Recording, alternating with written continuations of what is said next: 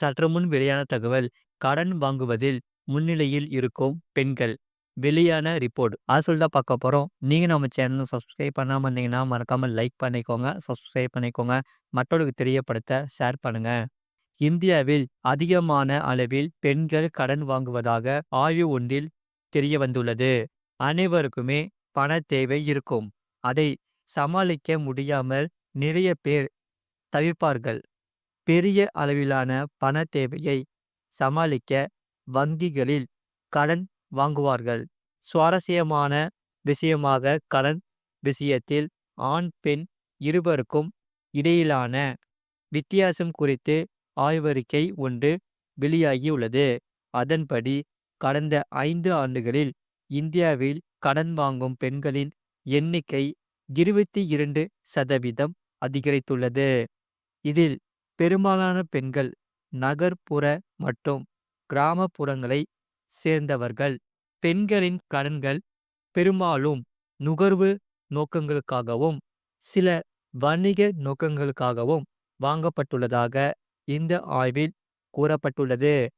இந்தியாவின் பொருளாதார வளர்ச்சி கதையில் பெண்களின் பங்கு மற்ற தலைப்பில் நிதி ஆரோக் தலைமை நிர்வாக அதிகாரி PBR சுப்பிரமணியன் இந்த அறிக்கையை வெளியிட்டுள்ளார்.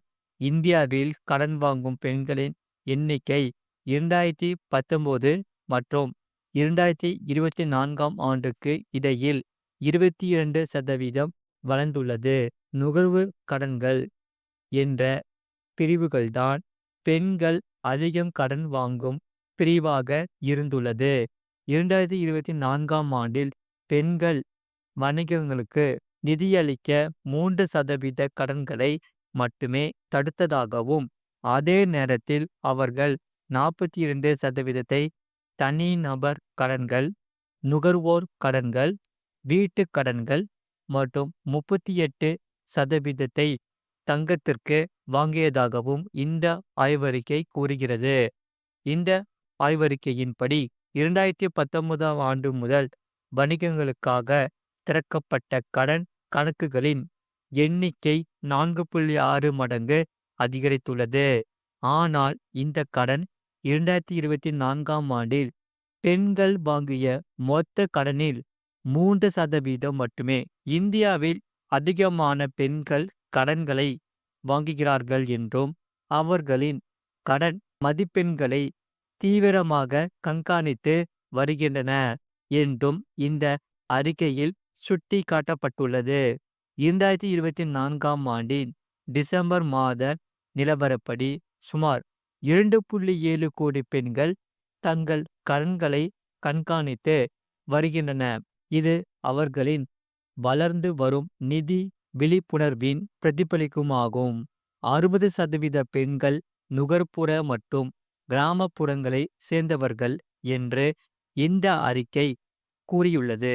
இது பெருநகரங்களுக்கு அப்பாற்பட்ட ஆழமான பொருளாதார தடயத்தை காட்டுகிறது என்று MSC நிர்வாக இயக்குனர் கூறுகிறார்.